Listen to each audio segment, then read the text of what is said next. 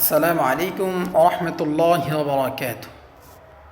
ইন্নাল হামদালিল্লাহ ওয়াসসালাতু ওয়াসসালামু আলা রাসূলিল্লাহ, আম্মা বা'দ। আলহামদুলিল্লাহ, প্রিয় উপস্থিতি, আজকে আমরা আলোচনা করব কুরবানি কার উপর ওয়াজিব এবং যে সমস্ত মাল নেসাবের অন্তর্ভুক্ত হবে তা নিয়ে। কুরবানি কার উপর ওয়াজিব? প্রাপ্তবয়স্ক সুস্থ মস্তিষ্ক সম্পন্ন প্রত্যেক মুসলিম নারী পুরুষ যে 10 জিলহজ ফজর থেকে 12 জিলহজ সূর্য ডুবার পূর্বে প্রয়োজনের অতিরিক্ত নেসাব পরিমাণ মালের মালিক হবে, তার উপর কুরবানি করা ওয়াজিব। যে সমস্ত মাল নেসাবের অন্তর্ভুক্ত হবে তা হলো টাকা পয়সা, সোনা রূপা, অলংকার, বসবাস ও খুরাকির প্রয়োজনে আসে না এমন জমি, প্রয়োজন অতিরিক্ত বাড়ি, ব্যবসায়িক পণ্য ও অপ্রয়োজনীয় সকল আসবাবপত্র কুরবানির নেসাবের অন্তর্ভুক্ত হবে।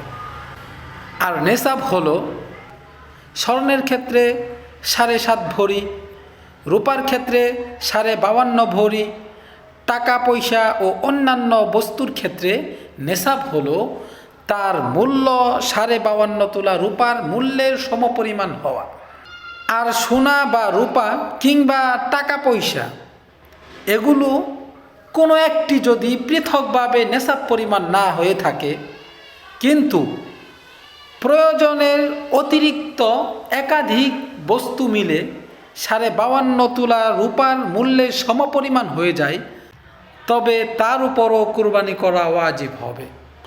তাই আমরা এই বিষয়গুলো খুবই লক্ষ্য রাখব এবং নিজের সম্পদের উপর কুরবানি ওয়াজিব হয়েছে কি না তা বিবেচনা করে আমরা সবাই কুরবানি করার চেষ্টা করব।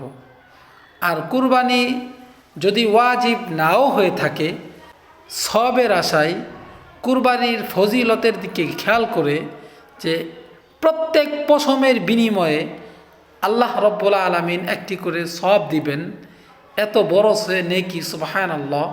এই নেকির দিকে খেয়াল করেও আমাদের কুরবানি করা উচিত। আল্লাহ তাআলা আমাদের সকলকেই কুরবানি করার তৌফিক দান করেন, আমিন।